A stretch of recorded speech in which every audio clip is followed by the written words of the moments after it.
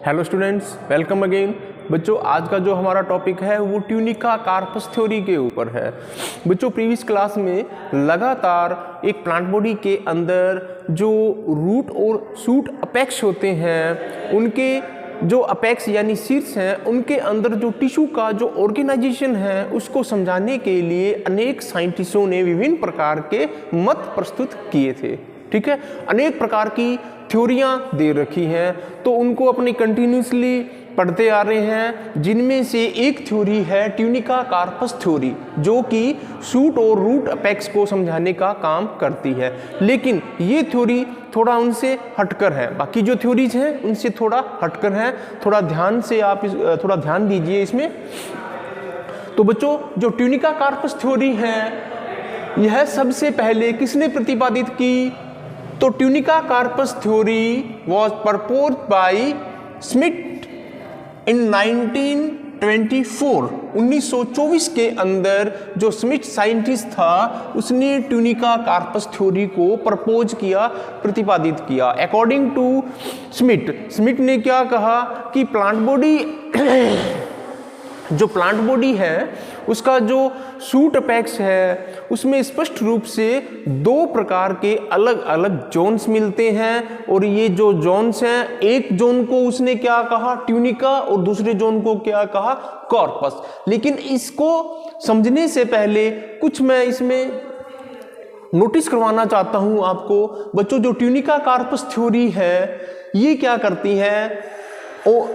Only applicable on shoot apex. बच्चों, एक plant body का जो शूट अपेक्स है उसको समझाने के लिए सबसे जो बेस्ट थ्योरी है वो ट्यूनिका कार्पस थ्योरी है। एग्जाम में भी पूछ सकते हैं कि ऐसी कौन सी थ्योरी है जो एक प्लांट बॉडी के अंदर जो शूट अपेक्स है, प्रोहेसिस है, केवल प्रोहेसिस को ही समझाने की सबसे उत्तम, सबसे बेस्ट थ्योरी है।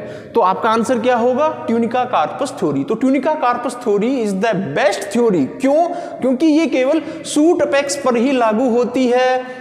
लागू का मतलब क्या है? एक प्लांट बॉडी के अंदर केवल शूट अपेक्स के अंदर जो टिश्यू का संगठन है, ऑर्गेनाइजेशन है, उसको भली भांति अच्छे प्रकार से ये समझाने का काम करती है। तो बच्चों, जो ट्यूनिका कार्पस थ्योरी है ये किसके ऊपर आधारित है? ये विभाजन के तल यानी प्लेन ऑफ डिवीजन, विभाजन के तल के ऊपर आधारित है। तो विभाजन के तल के आधार पर ये दो प्रकार के टिश्यू इसमें होते हैं, या यूं बोले दो प्रकार के स्पष्ट रूप से जोन पाए जाते हैं। एक का नाम है ट्यूनिका, दूसरे का नाम है कॉर्पस। तो सबसे बाहर की ओर जो क्षेत्र, जो जोन, जो रीजन मिलता है, that is also called is tunica, और ट्यूनिका के जस्ट नीचे जो जोन मिलता है, मेरिस्टेमेटिक टिश्यू का जो ग्रुप मिलता है, वो कार्पस के नाम से जाना जाता है। अब दोनों के ही कैरेक्टरिस्टिक, दोनों के ही अभिलक्षण क्या है, दोनों में अंतर क्या है, वो आप यहां देख सकते हैं। अगर अपने बात करें ट्यूनिका की अगर बात करें ट्यूनिका, तो ट्यूनिका बच्चों यहां पर सबसे बाह्य लेयर है, आउटरमोस्ट लेयर। देखो, ट्यूनिका सबसे बाहर की ओर लेयर है, सबसे बाहर की ओर स्थित लेयर है, परत है, और ये कैसी होती हैं? यूनिलेयर्ड होती हैं, एक परतीय होती हैं। यूनिलेयर्ड होती हैं, एक परतीय होती हैं।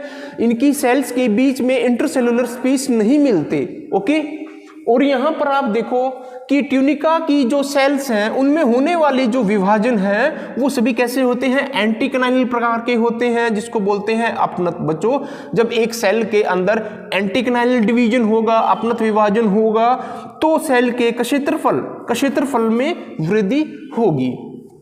बच्चों, ये ट्यूनिका है, इसका काम क्या है, इसके कार्य क्या है? तो ये क्या करती है? एपिडर्मिस को बनाने का काम करती है। और एक एपिडर्मिस की पोजीशन आपको याद होनी चाहिए। मैंने प्रीवियस लेक्चर में भी बताया था कि अगर टिश्यू का अरेंजमेंट देखें, एक सेल के अंदर टिश्यू का अरेंजमेंट देखें, जैसे स्टेम या ब्रांच की अपने सेक्शन कटिंग करते हैं, ट्रांसवर्स सेक्शन काटते हैं, तो बाहर से भीतर की ओर अगर टिश्यू का अरेंजमेंट देखें तो सबसे बाहर की ओर जो लेयर है वो क्या कहलाती है? एपिडर्मिस। एपिडर्मिस के जस्ट नीचे कॉर्टेक्स, कॉर्टेक्स के जस्ट नीचे एंडोडर्मिस, फिर पेरिसाइकिल, फिर वैस्कुलर स्ट्रैंड। वैस्कुलर स्ट्रैंड का मतलब है जाइलम एंड फ्लोएम, और उसके बाद पित्त और मेडुलरी रीज। तो ये बाहर से भीतर की ओर ये क्या है, टिश्यू यानी ऊतकों का अरेंजमेंट है। तो एपिडर्मिस सबसे बाहरी लेयर है, आउटर मोस्ट लेयर है, ठीक है। तो एपिडर्मिस को बनाने वाली जो स्ट्रक्चर है वो क्या कहलाती है, ट्यूनिका, यानी ट्यूनिका जो जोन है उसका कार्य क्या है, एपिडर्मिस को बनाना। और एपिडर्मिस यहां पर यूनिलेयर्ड होती है, ठीक है बच्चों। कुछ केस में ट्यूनिका मल्टीलेयर भी हो सकती है, मोर देन 2 लेयर।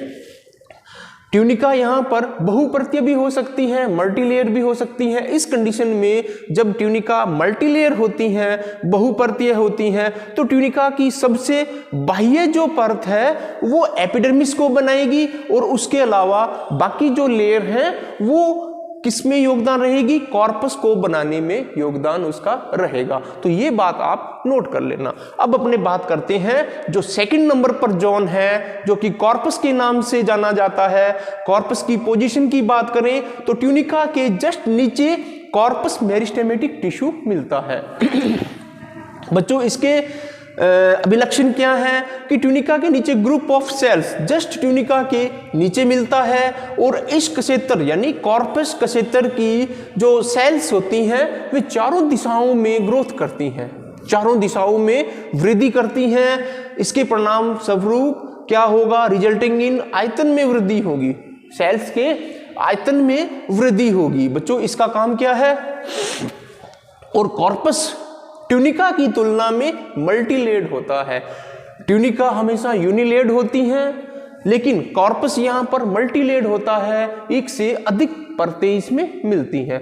बच्चों जो कॉर्पस है उसके फंक्शन क्या है, उसके कार्य क्या है, तो कॉर्पस का जो मुख्य कार्य है वो एपिडर्मिस को छोड़कर बाकी बचे जो टिश्यू हैं उन सभी को बनाने में इनका योगदान रहता है। बाकी बचे हुए टिश्यू कौन से हैं कि सबसे बाहर क्या था, एपिडर्मिस। एपिडर्मिस को किसने फॉर्म कर दिया, ट्यूनिका ने बना दिया। अब एपिडर्मिस के अलावा कॉर्टेक्स, कॉर्टेक्स से लेकर पित्त तक, यानी कॉर्टेक्स, एंडोडर्मिस, फिर पेरिसाइकिल, वैस्कुलर स्ट्रैंड, पित्त और मेडुलरी रीज, ये जो सभी टिश्यू हैं इनको बनाने की जिम्मेदारी किसकी है, कॉर्पस जोन की है।